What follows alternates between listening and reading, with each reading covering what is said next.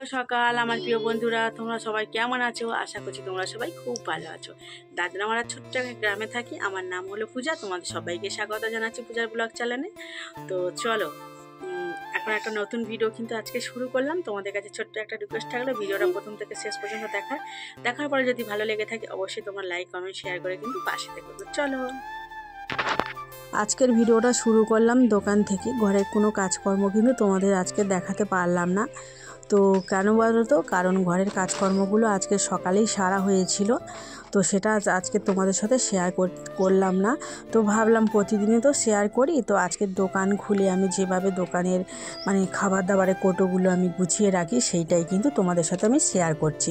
তো দেখো, প্রচণ্ড কিন্তু বৃষ্টি হচ্ছে কাল রাত থেকে, এখনও পর্যন্ত কিন্তু বৃষ্টিটা কিন্তু হয়েই যাচ্ছে।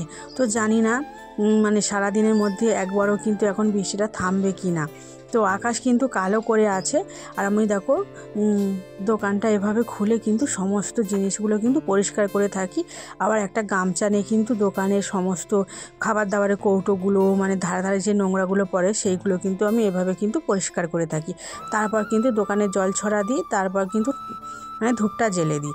তো তোমাদের আজকের কিন্তু ক্ষমাটা চেয়ে নিচ্ছি তোমাদের কাছে, কারণ ভিডিওটা আজকে একটু ছোট হয়ে গিয়েছে। তো কারণ কি বলো তো, ভিডিওটা আমি ঠিক মতো না তোমাদের দেখাতে কিন্তু পারিনি। তো দেখো, ঘড়ির কাঁটায় এখন বাজে 7:30 বাজতে 15 মিনিট কিন্তু বাকি আছে।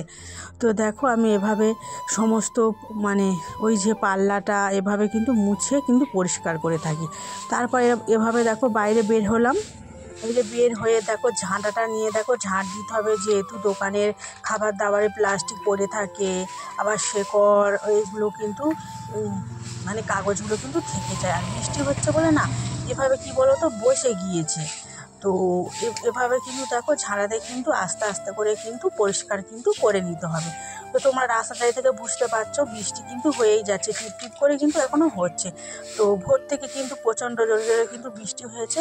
আর এদিকে আমরা যেখানে ঘরটা ঘরে আছি, তো পুকুর একদম পুরো জলে ভর্তি, থই থই করছে চারিদিকে। তোমাদের দাদাভাই আজকে কিন্তু ফুচকা ভাজতে চলে গেল ওই বাড়িতে। তো জানি না ফুচকা কিন্তু আজকের বাইরে পাড়াতে বের হতে পারবে কি না। তো মেয়েকে কিন্তু স্কুলেও পাঠাবো, তো দেখা যাক কি হয়। বৃষ্টি যদি খুব জোরে জোরে হয় কিন্তু মেয়েকে কিন্তু পাঠাবো না। আর যদি বৃষ্টিটা এভাবে আস্তে আস্তে হয়ে থাকে কিন্তু এখন ঘড়ির কাঁটায় 7টা বাজে। তো দেখো সমস্ত কাজবাজ সেরে কিন্তু দোকানে বসে আছি। আর এদিকে দেখো গরম জলে লেবু বানিয়ে নিয়েছি। তো আমার না এভাবে কাঁচের কোনো কাপ নেই, তো এই কাঁচের বাটিটা ছিল। তো এই বাটিটাই করে কিন্তু আমি গরম জলের সাথে লেবুটা নিয়ে নিয়েছি।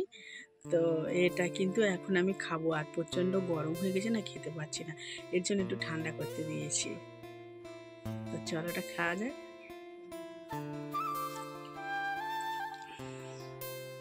দোকান থেকে যখন ঘরের মধ্যে ঢুকলাম বিছানাটা গুছানোর জন্য, তো দেখলাম না এই বালাপোষটা আমি বেঁধে ভালো করে গুছিয়ে রেখে দিয়েছিলাম। আর এখন দেখলাম বালাপোষটা না এভাবে দেখো ইঁদুরে কিভাবে কেটে দিয়েছে। এটা কিন্তু নতুনই বালাপোষ, শুধু এই সামনের শীতে কিন্তু গায়ে দিয়েছিলাম, তারপর আবার কিন্তু আমি রোদেতে তুলে রেখে দিয়েছিলাম। তো কিভাবে দেখো জিনিসটাকে ওরা নষ্ট করে দিয়েছে, একদম টুকরো টুকরো করে দিয়েছে চারিদিকে এইভাবে। তো দেখো এত কষ্ট করে কিন্তু এই বালাপোষটা আমার দিদা কিন্তু আমাকে বানিয়ে দিয়েছিল। আর এটা জানো তো দেখো তুলো দেয়া রয়েছে, ভীষণ গরম জানো তো।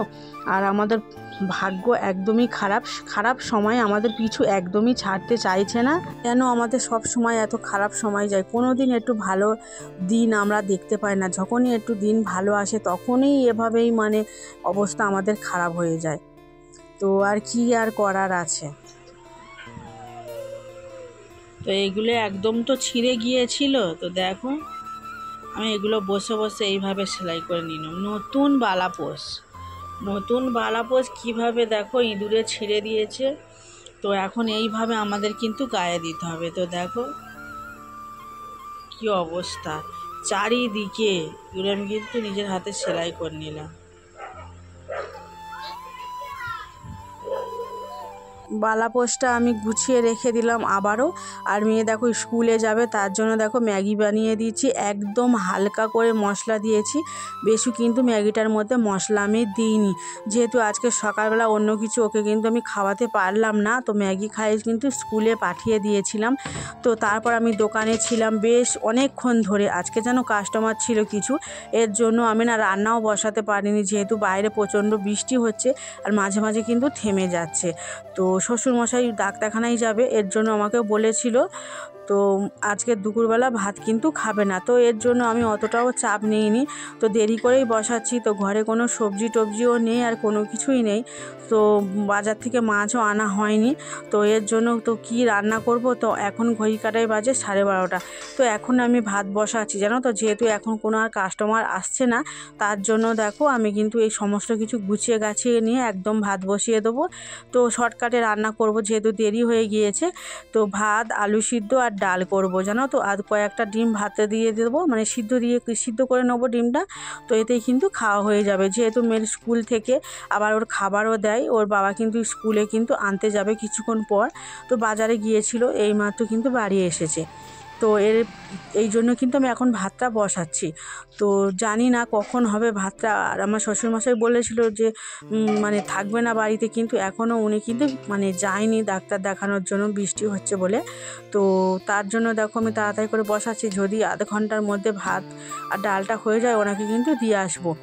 তো আর কি করা যাবে দেখো, তো কোনো মতে আমি কিন্তু রান্নাটা করলাম তাড়াতাড়ি করে, ভাতের মধ্যে সমস্ত কিছু কিন্তু সিদ্ধ করে দিয়ে দিয়েছি। তো ওনার জন্য দেখো ভাত আলু সিদ্ধ মেখে দিয়েছি, একদম নুন আর হলুদ, নুন আর সর্ষের তেল দিয়ে মাখিয়ে দিয়েছি, আর একটা কিন্তু গোটা কাঁচা লঙ্কাও দিয়ে দিয়েছি, আর ডিম সিদ্ধ।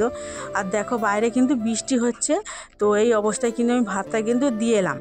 তো এখন সন্ধ্যা 6টা বাজে, তো আর কোনো কিন্তু ভিডিও করা হয়নি, যেহেতু বৃষ্টির কারণে তোমাদের দাদাভাই কিন্তু ফুচকাটা নিয়েও বেরোতে পারলো না, এতটা বৃষ্টি হচ্ছে। সকাল থেকে ফুচকা ভাজা আলু সিদ্ধ সমস্ত কিন্তু আমাদের রেডি হয়ে গিয়েছে, এমনকি গোছগাছও হয়ে গিয়েছিল, তো যেতে পারলো না বলে মনটা খারাপ। তো আর কি করব, তো দোকানটা খুললাম, তখন দেখো দোকানে সন্ধে দিচ্ছে, তো এখনও বৃষ্টি হয়ে যাচ্ছে, দুপুরের বাসনও আমি এখনও পর্যন্ত আমি মাজতে পারিনি, মানে এতটা বৃষ্টি। সবসময় তো বৃষ্টিতে ভিজলে শরীর খারাপ হয়ে যাবে, তো দুপুরবেলাও বেশ কিছুক্ষণ ধরে বৃষ্টিতে ভিজেছিলাম বলে না সর্দি করে গিয়েছে, মানে গলাটা ব্যথা ব্যথা।